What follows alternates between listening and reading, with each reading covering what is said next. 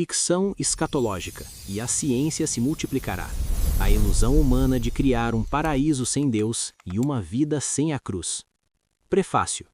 O alerta que vem do futuro, mas já está aqui. O que você lerá nas páginas a seguir pode parecer à primeira vista o roteiro de um filme de ficção científica. Falo de inteligências artificiais que dialogam como humanos, de promessas de imortalidade digital, de controle global invisível e de uma sociedade que entregou sua alma em troca de conveniência. No entanto, este não é um livro sobre um futuro distante, é um livro sobre o seu hoje. Decidi chamar esta obra de ficção escatológica por dois motivos fundamentais. O primeiro é a honestidade intelectual. As interpretações que farei aqui são especulações extra-bíblicas. A Bíblia é a verdade inalterável, a rocha que não muda. Mas a forma como suas profecias se desenrolam no palco da história muda conforme o cenário evolui. Se eu dissesse há 50 anos que a humanidade carregaria um Deus no bolso, confessaria seus pecados a uma tela e aceitaria ser rastreada 24 horas por dia, seria chamado de louco. Hoje, isso é a rotina. O segundo motivo é mais profundo. Ficção escatológica não é apenas sobre o gênero literário. É sobre a ficção da vida que a humanidade tenta criar. É a tentativa frustrada e malfadada do homem de construir uma realidade onde a dor, o sofrimento e a morte são eliminadas pela tecnologia, excluindo assim a necessidade de Deus. A verdadeira ficção é acreditar que podemos curar o mal do mundo sem curar o pecado no coração. É a ilusão de que a tecnologia nos fará vencer, quando, na verdade, ela apenas nos ajuda a fugir da realidade pungente de que somos mortais e dependentes. O homem cria artifícios para não encarar a cruz, mas a cruz é o único caminho real. Este livro não tem o propósito de ser sensacionalista ou de marcar datas. Também não escrevo para demonizar a tecnologia. A tecnologia, assim como a energia nuclear, é uma ferramenta neutra. A mesma energia que acende uma cidade pode destruir uma nação. O problema nunca foi a ferramenta. O problema sempre foi e sempre será a intenção do coração de quem a usa. Meu objetivo é ajustar a sua lente. Quero que você enxergue que o maior perigo dos últimos dias pode não ser uma perseguição armada, mas uma oferta silenciosa de conforto que nos faz esquecer de quem somos. Leia com a mente aberta e a Bíblia ao lado. O que vou relatar é uma possibilidade real, e se for real, exige de nós uma postura imediata. Introdução. A chave de Daniel e a lente da nossa geração. Há um momento nas Escrituras, no final do livro de Daniel, que sempre ecoou como um mistério indecifrável para as gerações passadas. O anjo instrui o profeta com uma ordem que atravessaria milênios. Tu, porém, Daniel, encerra as palavras e sela o livro, até o tempo do fim. Muitos correrão de uma parte para outra, e a ciência se multiplicará. Daniel 12, 4. Por séculos, teólogos interpretaram a ciência se multiplicará como o simples aumento do conhecimento humano, mapas mais precisos, barcos mais rápidos, medicina mais eficaz. Mas essa interpretação era limitada pela época em que viviam. Eles não tinham a lente que nós temos hoje. Vivemos no limiar do desfecho da história humana. Pela primeira vez, essa profecia pode ser lida em sua literalidade assustadora. A ciência não apenas aumentou, ela explodiu. Ela se tornou onipresente. Ela criou um novo ecossistema onde a humanidade vive, se relaciona, trabalha e, tragicamente, se esconde de Deus. A ficção escatológica é o termo que uso para descrever este exercício de conectar os pontos entre a profecia antiga e a tecnologia moderna. É ficção porque a Bíblia não menciona smartphones, inteligência artificial ou algoritmos, mas é escatológica e real, porque o espírito por trás dessas invenções caminha a passos largos para o cumprimento final das Escrituras. Pense comigo, a Bíblia fala de um sistema global, de um controle onde ninguém poderá comprar ou vender sem uma marca, de uma imagem que fala e ganha vida. Antes, visualizar isso exigia fé cega no sobrenatural. Hoje exige apenas uma conexão de alta velocidade e um sistema bancário digital. O que antes era milagre místico, hoje é funcionalidade tecnológica. A evolução das inteligências artificiais pode levar a humanidade a conquistas antes vistas apenas em filmes. Ao sonho de máquinas que diagnosticam e curam todas as doenças. Existe uma corrida mundial para criar uma consciência sintética. Tudo isso parece fascinante, mas essa moeda tem outro lado. A ciência tornou-se a última religião. Uma religião que não precisa de Deus, pois para seus adeptos tudo é natural, tudo é explicável, e eventualmente tudo será solucionável pelo homem, inclusive a morte. Satanás não precisa criar um novo mundo. Ele só precisa oferecer a você uma versão deste mundo onde Deus é desnecessário. E a tecnologia é a bandeja de prata onde essa oferta está sendo servida. O profeta Daniel recebeu a chave. A nossa geração finalmente encontrou a fechadura. Capítulo 1. O que é ficção escatológica? A realidade que parecia loucura. Mas tu, Daniel, encerra estas palavras e sela este livro até ao fim do tempo. Daniel 12, 4. Se você pudesse viajar no tempo e entregar um smartphone nas mãos do profeta Daniel, ou mesmo do apóstolo João na ilha de Patmos, o que eles diriam? Eles veriam uma tela de vidro preto que fala, que mostra imagens de pessoas do outro lado do mundo em tempo real, que responde a perguntas com uma voz humana e que sabe onde você está a cada segundo. Para eles, aquilo seria no mínimo magia ou milagre. Para nós, é apenas terça-feira. Eu começo este livro definindo o termo ficção escatológica para que não haja dúvidas sobre onde estamos pisando. O que vou escrever aqui é pura e real ficção escatológica, porque são especulações extra-bíblicas. Ao dizer extra-bíblicas, não quero dizer antibíblicas. Quero dizer que a Bíblia não usa termos como algoritmo, Wi-Fi, inteligência artificial ou transhumanismo. Por não serem termos bíblicos literais, posso chamar de ficção, mas por inserirem interpretações que só podiam ser feitas nos nossos dias, dias de uma evolução tecnológica real, elas deixam de ser loucura e passam a ser uma possibilidade assustadora. Antes de existir a real evolução tecnológica que já temos hoje, eu não passaria de um louco falando bobagens, mas hoje o cenário está montado. A fuga do juízo, a verdadeira definição. Para entender a profundidade do termo ficção escatológica, precisamos olhar para a motivação humana. Por que o homem inventa essas coisas? Ficção escatológica é a frustrada e malfadada tentativa humana de fugir do seu destino inevitável, ser julgado por Deus pelos seus atos. O ser humano, em sua rebelião, não suporta a ideia de prestar contas. Por isso, ao longo da história, inventou ensinos fantasiosos como a reencarnação. Tentam dar credibilidade a essas mentiras, distorcendo a Bíblia, dizendo que ela comprova seus argumentos, mas tropeçam em uma falha incorrigível de lógica e teologia. Usam o profeta Elias como exemplo de reencarnação, esquecendo-se do básico: Elias não morreu, ele foi arrebatado vivo. Quem não morre jamais poderia reencarnar. Se a reencarnação é a ficção antiga para dizer você terá outra chance, não haverá juízo final, a tecnologia é a ficção moderna para dizer você não precisa morrer, seremos deuses digitais. É a arrogância da humanidade pensar que pode frustrar a soberana vontade de Deus. O Eterno, antes mesmo de bradar haja luz, já sabia que muitas de suas criaturas se tornariam seus inimigos. Ele viu o fim antes do começo. Seus desígnios já estão cumpridos na eternidade, e nenhuma IA, nenhum chip e nenhuma filosofia humana pode mudar uma vírgula do que foi determinado. Está escrito que Deus colocará todos os inimigos de Jesus debaixo de seus pés. Jesus nos avisou: se o mundo vos odeia, sabei que primeiro do que a vós, me odiou a mim. Estamos no mundo, mas não somos do mundo. A profecia que explodiu: úteros e neurônios.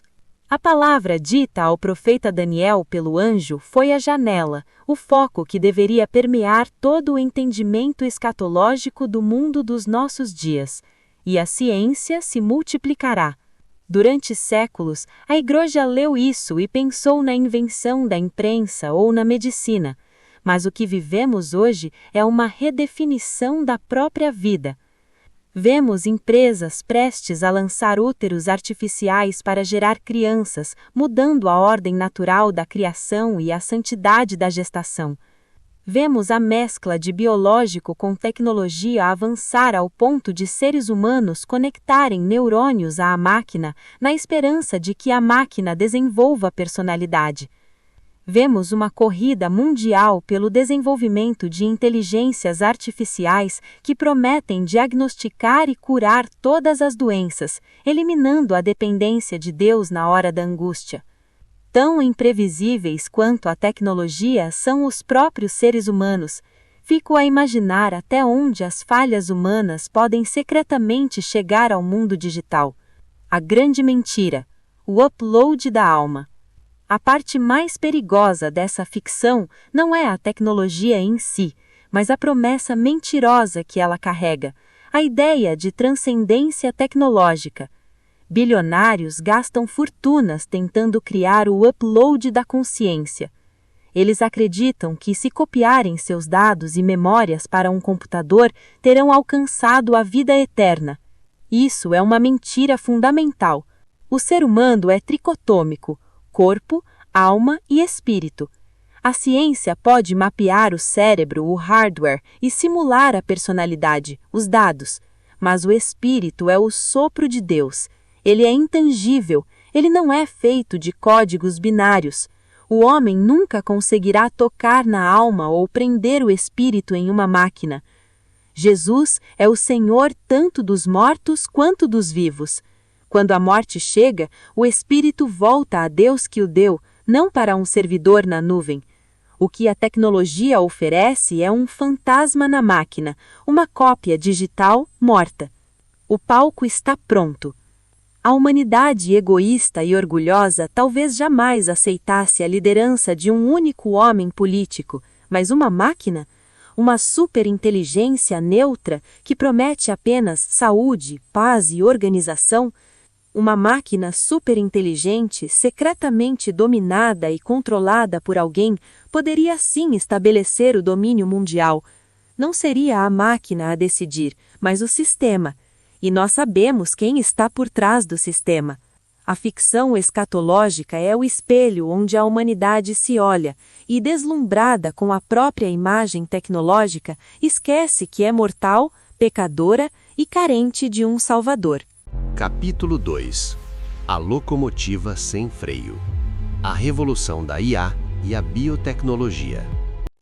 Muitos correrão de uma parte para outra. Daniel 12:4. O mundo está mudando e a ciência está transformando a face da Terra numa velocidade que o ser humano mal consegue processar.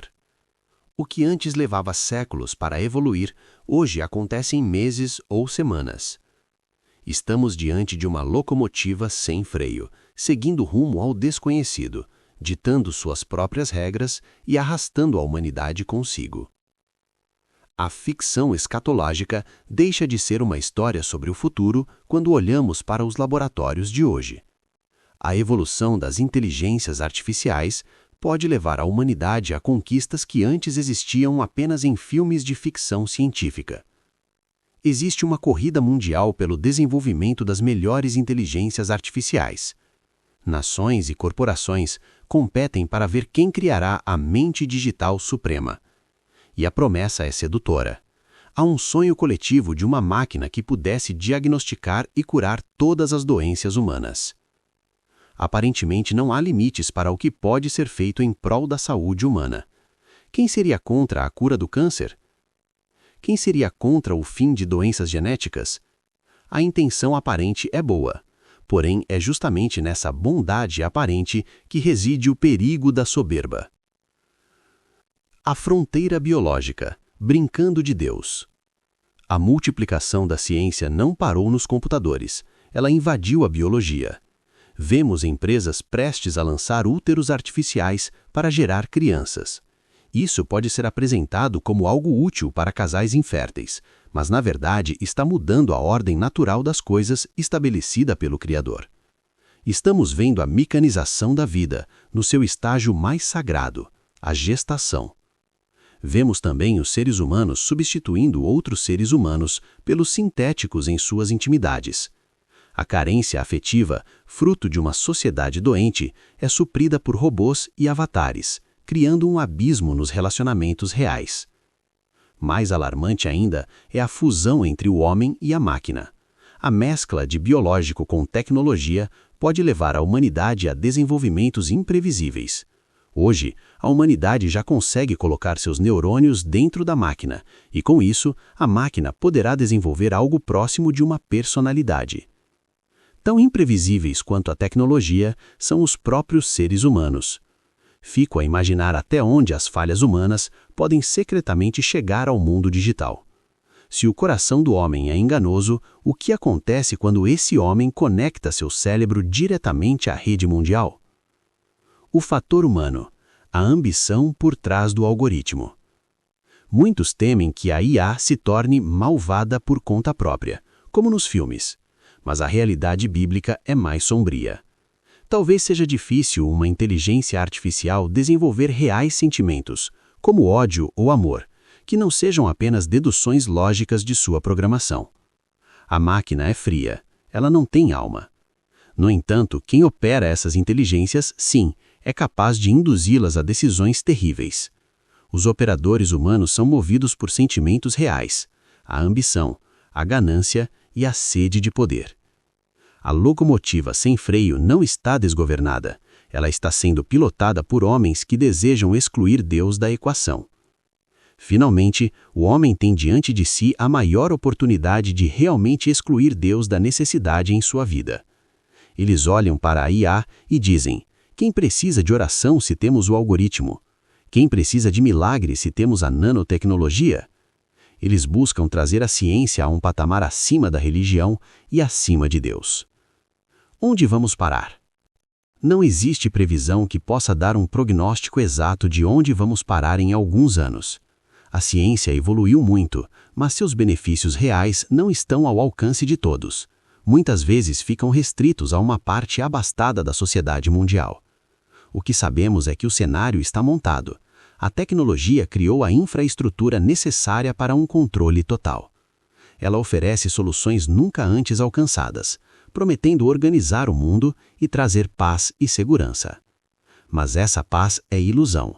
Ao tentar criar o paraíso na Terra através da biotecnologia e da IA, o homem está, na verdade, construindo a Torre de Babel mais alta que já existiu. E como na primeira Babel, a intenção é fazer um nome para si mesmo e tocar os céus sem a permissão divina. A ciência multiplicada é o veículo, a ficção escatológica é a narrativa, e o destino final dessa locomotiva não é a utopia, mas o julgamento. Capítulo 3. A última religião. O novo altar de silício. Pois mudaram a verdade de Deus em mentira, e honraram e serviram mais a criatura do que o Criador, que é bendito eternamente. Romanos 1, 25. Durante milênios, a religião exigia fé no invisível. O homem olhava para o céu, dobrava os joelhos e clamava a um Deus que não podia ver, confiando que ele interviria na realidade física. Hoje, a ficção escatológica nos apresenta uma inversão diabólica dessa lógica. A nova religião mundial não exige fé no invisível, ela exige fé no visível, no tocável, no programável. A ciência deixou de ser apenas um método de investigação para se tornar o cientificismo, uma crença dogmática de que o laboratório detém todas as respostas para as angústias humanas.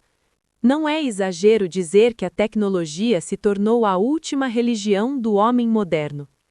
E ela possui seus próprios templos, seus sacerdotes e, principalmente, seus falsos milagres. Os atributos roubados de Deus. O maior perigo dessa nova fé é que ela tenta imitar os atributos exclusivos de Deus através do silício e da eletricidade. O ser humano, em sua soberba, está tentando construir um Deus à sua própria imagem e semelhança. Observe como a tecnologia tenta replicar a divindade. 1. Onisciência. Tudo sabe. Antes, quando tínhamos uma dúvida ou angústia, buscávamos a Deus ou a sua palavra. Hoje, o oráculo é o Google ou o ChatGPT.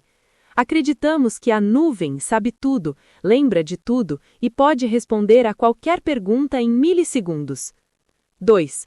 Onipresença. Em todo o lugar. Através da internet das coisas e dos smartphones, a rede está em todos os lugares ao mesmo tempo. Você nunca está sozinho. O olho que tudo vê da câmera e do GPS está sempre com você. 3. Onipotência. Tudo pode. A promessa da biotecnologia é que não há nada impossível. Curar o câncer? Editar o DNA? Reverter o envelhecimento? Para o fielo dessa nova religião, é apenas uma questão de tempo e de atualização de software. O homem está construindo o seu próprio bezerro de ouro, mas este não é feito de metal fundido, é feito de algoritmos e dados. A eliminação da necessidade de Deus. O objetivo final de qualquer religião falsa é tornar o Deus verdadeiro desnecessário. E a tecnologia é a ferramenta mais eficiente já criada para isso. Pense comigo. Se a ciência promete a cura para todas as doenças, quem precisará orar por cura divina? Se a inteligência artificial promete resolver a fome e a distribuição de recursos, quem precisará confiar na providência divina? Se o entretenimento digital nos dá prazer infinito e dopamina constante, quem buscará a alegria do Espírito Santo? A ficção escatológica que vivemos é a construção de uma torre de Babel moderna. Na antiga Babel, eles usaram tijolos e betume para tocar os céus e fazer um nome para si mesmos. Hoje, usamos códigos e fibra ótica para criar um paraíso na terra onde Deus não é convidado. O homem moderno olha para a tecnologia e diz: "Eu não preciso do Pai porque eu criei a minha própria provisão." É a rebelião do Éden visitada, o desejo de ser como Deus, conhecendo o bem e o mal e controlando o próprio destino. O sacerdócio da morte. No entanto, essa religião tem uma falha fatal. Ela pode oferecer conforto, mas não pode oferecer vida. Ela pode prolongar os batimentos cardíacos, mas não pode dar sentido à existência. Ela pode criar um robô que conversa, mas não pode criar uma alma. Ela pode oferecer um upload da mente, mas não pode salvar o espírito do juízo. Como vimos anteriormente, essa busca frenética é, no fundo, o medo da morte. O altar de silício é onde a humanidade sacrifica sua privacidade, sua liberdade e sua humanidade na esperança de que a máquina a salve do fim. Mas a máquina é um ídolo mudo. Ela não tem compaixão, ela não tem graça. E na hora da morte, o algoritmo não poderá interceder por ninguém diante do trono branco. A última religião é sedutora porque é conveniente. Ela não pede arrependimento, pede apenas a sua senha. Ela não pede que você tome a sua cruz, pede apenas que você compre o novo dispositivo. Mas como toda idolatria, o preço final é a própria alma. Capítulo 4. O pecado virtual e a santificação real. Seu coração na tela. A candeia do corpo são os olhos, de sorte que se os teus olhos forem bons, todo o teu corpo terá luz. Se porém os teus olhos forem maus, o teu corpo será tenebroso. Mateus 6, 22-23. Se a tecnologia se tornou a última religião, como vimos no capítulo anterior, o smartphone é o seu confessionário invertido. Num confessionário tradicional, o pecador entra para expor sua culpa e buscar o perdão. Na tela preta do celular, o homem moderno entra para esconder sua culpa e buscar o prazer. A ficção escatológica atinge aqui o seu ponto mais íntimo e devastador. Vivemos a grande ilusão de que existe uma barreira moral entre o mundo real e o mundo virtual. Acreditamos na mentira de que o que acontece no digital permanece no digital, como se os pixels fossem uma zona neutra onde os mandamentos de Deus não têm jurisdição. Mas Deus não vê pixels, ele vê corações. A dissociação. O avatar não vai para o inferno. A ferramenta mais perigosa do pecado virtual é a dissociação. Quando alguém ofende o próximo nas redes sociais, destila ódio num comentário ou consome pornografia na calada da noite, a mente humana cria uma ficção. Não sou eu quem está fazendo isso, é o meu usuário, é o meu avatar, é apenas uma imagem. Criamos uma ficção de inocência. O executivo respeitável, o pai de família, o jovem cristão na igreja, todos mantêm sua aparência imaculada no mundo físico, enquanto suas almas mergulham na lama digital. No entanto, Jesus destruiu essa ficção há 2000 anos, muito antes da internet existir. No Sermão do Monte, ele estabeleceu o padrão. Qualquer que olhar para uma mulher com intenção impura, no seu coração já adulterou com ela. Mateus 5, 28. Jesus transferiu o local do crime. O pecado não acontece no toque, na cama ou na rua. O pecado acontece no olhar e no coração. Portanto, para Deus não faz a menor diferença se a imagem é real ou gerada por uma inteligência artificial, se a ofensa foi gritada na praça ou digitada no Twitter. Se o coração desejou, se o coração odiou, o pecado é real. O virtual é apenas a janela por onde a podridão da alma se manifesta. O algoritmo da carne. O cenário se torna ainda mais grave quando percebemos que o inimigo mecanizou a tentação. Antigamente, para pecar, o homem precisava sair de casa, procurar a ocasião, correr riscos físicos. O esforço era um freio natural. Hoje, o pecado vem até nós via notificação. O algoritmo das redes sociais, desenhado por mentes brilhantes e guiado por interesses sombrios, conhece a sua fraqueza melhor do que você mesmo. Se sua luta é a luxúria, ele lhe entregará imagens sugestivas. Se sua luta é a ira, ele lhe mostrará notícias que o enfurecem. Se sua luta é a inveja, ele lhe mostrará a vida perfeita do vizinho. Temos no bolso uma máquina de tentação personalizada, operando 24 horas por dia. É a ciência multiplicada trabalhando para capturar a alma humana, oferecendo exatamente o prato que sua carne deseja na hora em que você está mais fraco. Isso cria uma geração de cristãos anestesiados. A exposição contínua ao mal através da tela cauteriza a mente. O que antes nos chocava, hoje é apenas conteúdo. E assim, sem perceber, perdemos o temor do Senhor, trocando a santidade real por uma santidade de fachada, baseada em não fazer coisas graves em público, enquanto o coração apodrece no privado. A onipresença real versus a privacidade fictícia.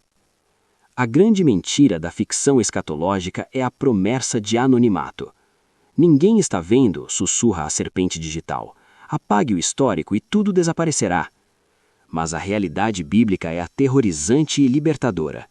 E não há criatura alguma encoberta diante dele. Antes, todas as coisas estão nuas e patentes aos olhos de aquele com quem temos de tratar. Hebreus 4:13. Não existe modo anônimo para o Espírito Santo. Não existe VPN que esconda o coração dos olhos de Deus. A verdadeira santificação nestes tempos de fim não é fugir para uma caverna sem internet. Isso seria impossível e covarde. A verdadeira santificação é viver coram Deo, viver diante da face de Deus. É ter a consciência de que a tela do seu celular é transparente para o céu. O desafio para a igreja hoje é quebrar essa ficção. Precisamos entender que o pecado virtual produz morte real. Ele esfria o amor, destrói casamentos reais, vicia cérebros reais e condena almas reais. A tecnologia promete conectar o mundo, mas o pecado virtual nos desconecta da única fonte de vida. A batalha final não será travada com espadas, mas com o controle dos nossos olhos e dos nossos desejos. Quem vencerá? Aquele que entender que para seguir Cristo deve negar-se a si mesmo, inclusive e principalmente quando ninguém estiver olhando, exceto Deus. Capítulo 5. Paz, segurança e a ilusão do controle. Agenda 2030 e o sistema. Pois que quando disserem a paz e segurança, então lhes sobrevirá repentina destruição, como as dores de parto àquela que está grávida, e de modo nenhum escaparão. 1 Tessalonicenses 5:3. A humanidade está cansada. cansada de guerras, cansada de pandemias, cansada da incerteza econômica e do medo da violência urbana. Existe um clamor global, quase um gemido uníssono por ordem. E a história nos ensina uma lição perigosa. Quando o medo é grande o suficiente, as pessoas entregam sua liberdade em troca de segurança. A ficção escatológica que o mundo está escrevendo agora é o roteiro de uma utopia global. É a promessa de que, se dermos poder suficiente ao sistema, ele resolverá a fome, curará o planeta e garantirá que ninguém mais sofra.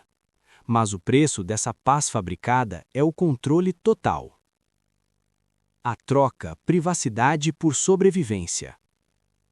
A tecnologia criou a grade invisível.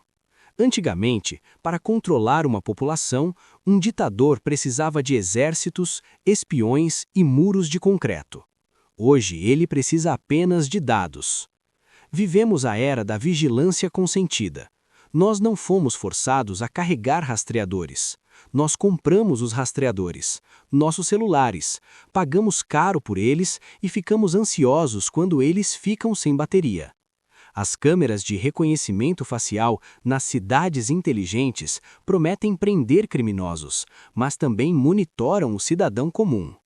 As moedas digitais, CBDCs, prometem facilidade e fim da lavagem de dinheiro, mas dão ao Estado o poder de desligar sua capacidade de comprar comida se você não se comportar conforme as regras sociais. A infraestrutura para o cumprimento de Apocalipse 13, para que ninguém possa comprar ou vender senão aquele que tiver o sinal, já não é mais uma questão de se, e sim de quando. O sistema financeiro digital globalizado é a corrente que prenderá a humanidade. A promessa será: aceite o controle e você terá paz. Aceite o sistema e você terá comida. A agenda da bondade forçada. Documentos internacionais e agendas globais como a Agenda 2030 desenham um futuro bonito no papel. Fim da pobreza, energia limpa, igualdade. Quem, em sã consciência, seria contra isso? É aí que reside a astúcia da serpente. O anticristo não virá com chifres e tridente prometendo o inferno. Ele virá como um diplomata brilhante, um humanitário, prometendo o céu na terra. A ficção escatológica é a crença de que o homem, através de comitês globais e inteligência artificial, pode consertar o mundo que o pecado destruiu. É a tentativa de voltar ao jardim do Éden sem passar pela cruz. Eles dirão: nós temos a tecnologia para distribuir recursos. Nós temos o algoritmo para prever crimes. Nós temos a ciência para controlar o clima. Mas essa bondade é forçada. É uma paz mantida pela vigilância constante. É uma segurança que exige que você abra a sua fé se ela for considerada discurso de ódio ou intolerante pelo algoritmo moderador. A ilusão do controle humano. O profeta Paulo foi cirúrgico. A destruição virá justamente quando eles acharem que conseguiram.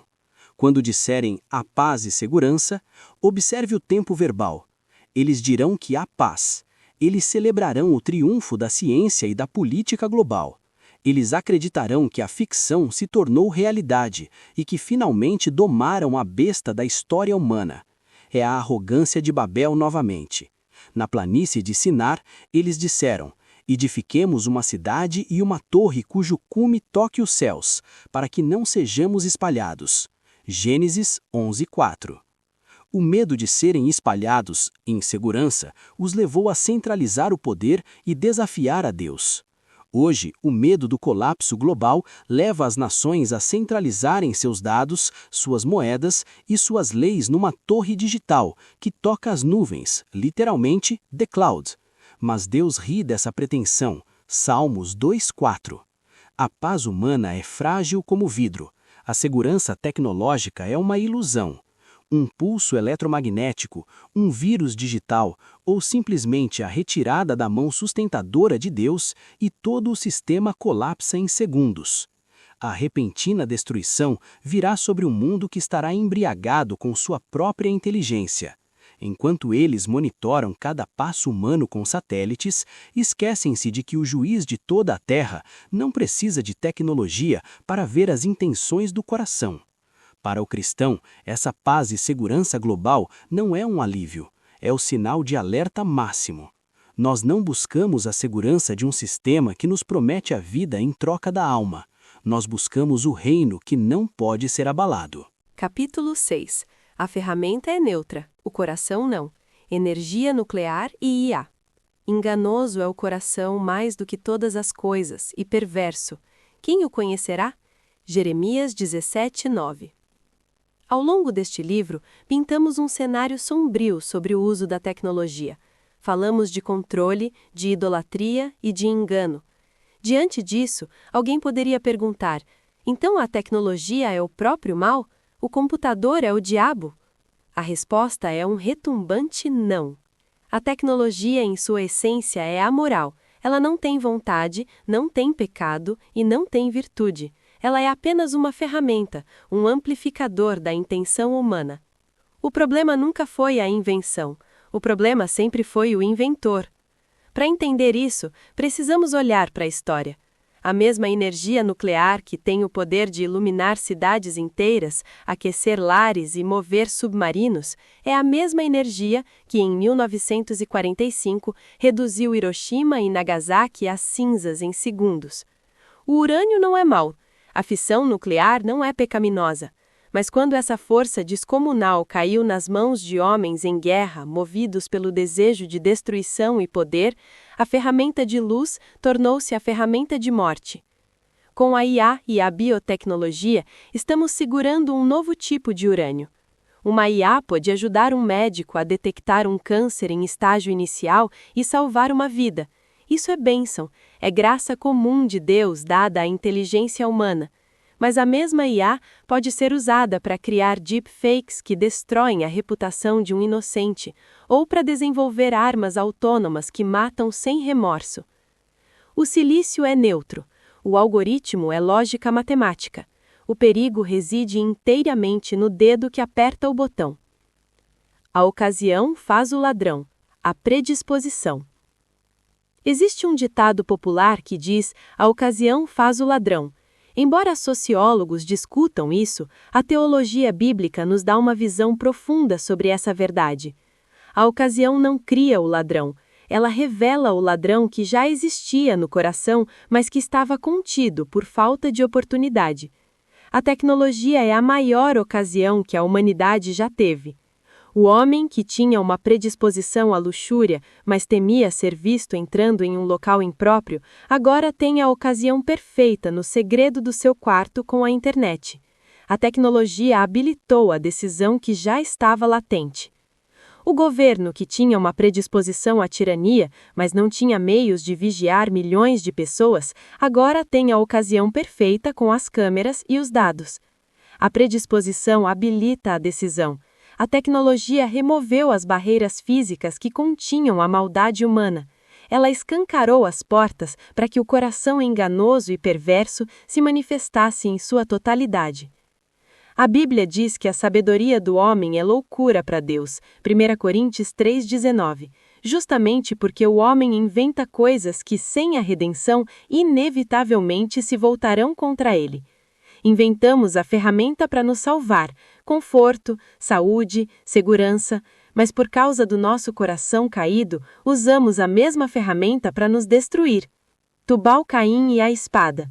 Isso não é novo. Em Gênesis 4, vemos a descendência de Caim. Lameque, um homem violento, celebrava seus crimes. Seus filhos foram os pais da tecnologia, Jubal, música, e Tubal-Caim, mestre em obras de bronze e ferro. O ferro e o bronze poderiam criar arados para plantar comida, mas nas mãos da linhagem de Caim viraram espadas para derramar sangue. Hoje vivemos a era de Tubal-Caim digital. Criamos redes sociais para conectar amigos, arados, mas as usamos para cancelar, humilhar e dividir, espadas. Criamos engenharia genética para curar, arados, mas a usaremos para tentar criar a imortalidade sem Deus, a Torre de Babel. Portanto, a ficção escatológica não é um ataque à ciência, é um alerta sobre a natureza humana. Enquanto o homem não tiver o coração regenerado por Cristo, qualquer poder que ele adquirir será usado para o mal. Dar poder divino, IA, biotecnologia, energia nuclear a seres que não têm caráter divino é a receita para o apocalipse. A ferramenta é neutra, mas o coração humano jaz no maligno. E é por isso que a tecnologia não pode nos salvar. Precisamos de um salvador, não de uma atualização de software. Capítulo 7. Se possível fora. A distração como arma contra os escolhidos. Porque surgirão falsos cristos e falsos profetas, e farão tão grandes sinais e prodígios, que, se possível fora, enganariam até os escolhidos. Mateus 24, 24. A guerra espiritual na qual a humanidade se encontra é muito maior e mais antiga do que podemos imaginar. O inimigo de nossas almas aguarda ansiosamente pelo tempo que lhe será permitido governar fisicamente este mundo, a hora das trevas, a 70ª semana de Daniel. Sabemos que esse tempo será de angústia, mas também será de grande engano. E a maior arma desse engano não será o medo da morte, mas a oferta de uma vida sem cruz. A estratégia da autocompaixão, de Pedro ao smartphone. Muitos cristãos acreditam erroneamente que o diabo queria matar Jesus a todo custo. Mas uma leitura atenta dos evangelhos revela uma estratégia mais sutil. Na verdade, Satanás queria que Jesus desistisse. Ele queria que Cristo tivesse pena de si mesmo. Lembre-se de Cesareia de Filipe. Quando Jesus anunciou aos discípulos que sofreria e morreria em Jerusalém, Pedro o chamou à parte e disse: Senhor, tem compaixão de ti, de modo nenhum te acontecerá isso. Mateus 16, 22. A resposta de Jesus foi fulminante: Para trás de mim, Satanás. Por que Jesus chamou Pedro de Satanás naquele momento? Porque aquela sugestão, poupa-te, tenha conforto, não sofra, era a própria essência da tentação maligna. O inferno não temia a morte de Jesus, pois a morte dele seria a derrota do mal. O inferno temia a obediência de Jesus até a morte. Hoje, a guerra espiritual segue a mesma lógica, mas com armas digitais. A tecnologia, em sua faceta mais sombria, é o novo sussurro de Pedro aos ouvidos da igreja. Tenha compaixão de ti mesmo. Por que sofrer pregando o evangelho nas ruas? Faça apenas um post confortável. Por que carregar a cruz da realidade com seus relacionamentos difíceis? Viva no metaverso, onde tudo é perfeito e você é adorado. Por que aceitar o limite da vida biológica? A ciência promete a imortalidade aqui e agora. A ficção escatológica é a ferramenta que cria a ilusão de que podemos viver o cristianismo sem a cruz. O anticristo não precisará forçar ninguém a adorá-lo no início. Ele apenas oferecerá o que a carne humana, predisposta ao mal e à autocompaixão, sempre desejou: um reino sem dor, uma eternidade sem Deus e um trono para o próprio ego. A distração mortal. Jesus alertou que o engano seria tão sofisticado que, se possível fora, enganaria até os escolhidos. Como se engana um escolhido? Não é com uma mentira óbvia, é com uma verdade distorcida ou com uma distração constante. A tecnologia criou a sociedade do ruído. Estamos sempre conectados, sempre ouvindo música, sempre vendo vídeos, sempre consumindo. O silêncio desapareceu. E é no silêncio que Deus fala. Ao manter a mente humana ocupada com reels, notícias urgentes e notificações infinitas, o inimigo impede que o homem reflita sobre a eternidade. A distração é a anestesia da alma. Enquanto o cristão está distraído discutindo política na internet ou vendo a vida alheia, ele não está orando, ele não está vigiando. Ele é como as virgens nécias que dormiram, porque a lâmpada, o espírito, não tinha azeite suficiente para manter a chama acesa na hora da escuridão. O tempo de aparente vitória do mal. Estamos nos aproximando do tempo em que o mal parecerá vencer. Assim como na crucificação, quando as trevas cobriram a terra e os discípulos acharam que tudo estava perdido, a 70ª semana de Daniel trará uma sensação de abandono. A tecnologia e o sistema da besta parecerão invencíveis. Eles controlarão a economia, a saúde e a religião. Nessa hora, a tentação de descer da cruz será imensa. O sistema dirá: apenas aceite a marca e você poderá comer. Apenas negue esse Deus invisível e você terá paz. Mas é justamente nesse momento que os escolhidos provarão que não são deste mundo. Eles saberão que a vitória do mal é aparente. Eles se lembrarão que Jesus venceu o mundo não fugindo da dor, mas enfrentando-a. Se possível fora, eles seriam enganados, mas não será possível. Por quê? Porque as minhas ovelhas ouvem a minha voz. João 10, 27. Em meio ao ruído ensurdecedor da internet e das mentiras tecnológicas, o Espírito Santo soará como uma trombeta no coração dos fiéis. A distração não funcionará com quem tem os olhos fixos na eternidade.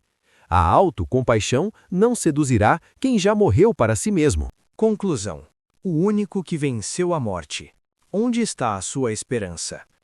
Tenho-vos dito isto para que em mim tenhais paz. No mundo tereis aflições, mas tende bom ânimo. Eu venci o mundo. João 16, 33. Chegamos ao fim desta jornada pela ficção escatológica. Vimos como a ciência se multiplicou, como a tecnologia tentou substituir Deus e como o coração humano busca desesperadamente fugir do juízo através de invenções digitais. Mas a maior ficção de todas talvez não esteja nos laboratórios do Vale do Silício, mas dentro de muitas igrejas. Durante décadas, venderam-nos um evangelho falso. Disseram: pare de sofrer. Prometeram que a evidência de Deus na vida de alguém é a ausência de dor, a saúde perfeita e a prosperidade financeira. Criaram uma geração de cristãos fracos, despreparados para a guerra.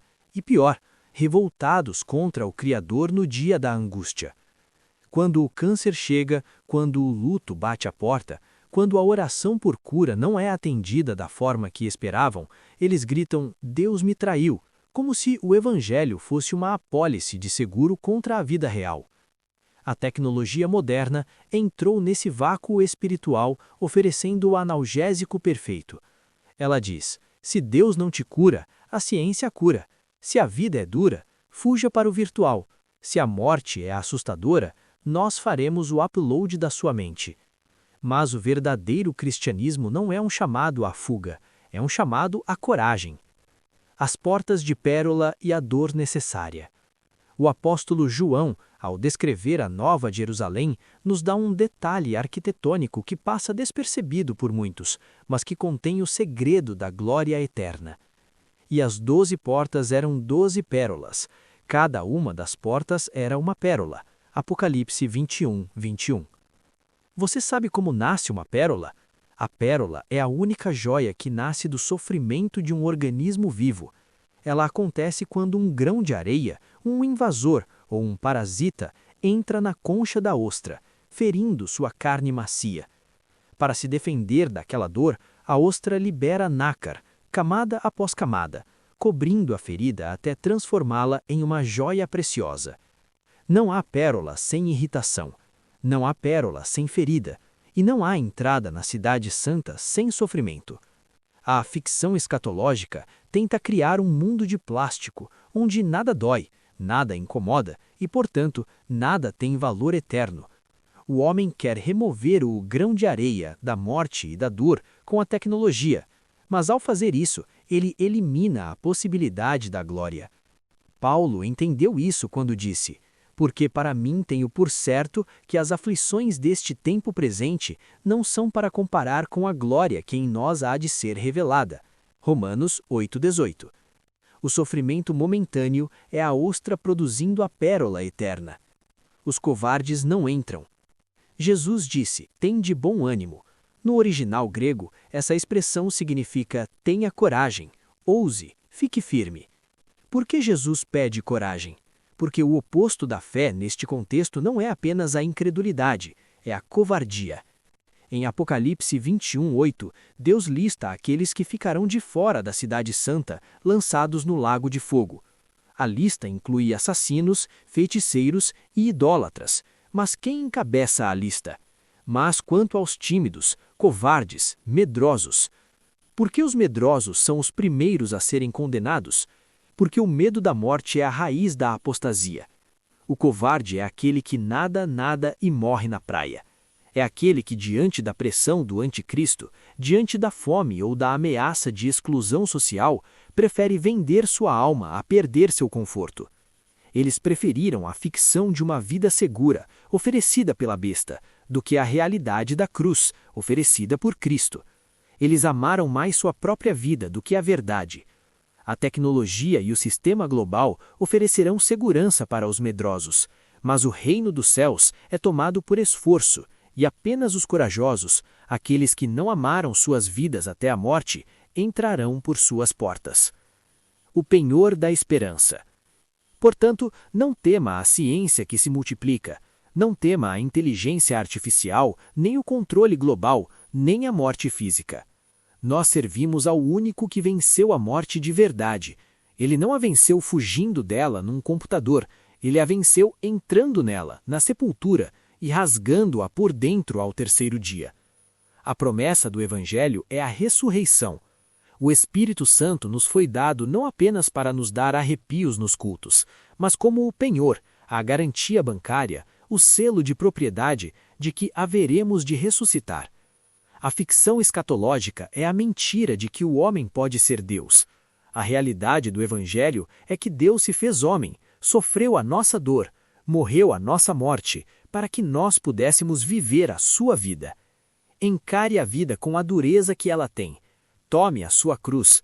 Não seja um fugitivo digital em busca de um paraíso artificial. Seja um peregrino real, caminhando para o lar. O sofrimento vai passar. A tecnologia vai enferrujar. O sistema vai cair. Mas aquele que faz a vontade de Deus permanece para sempre.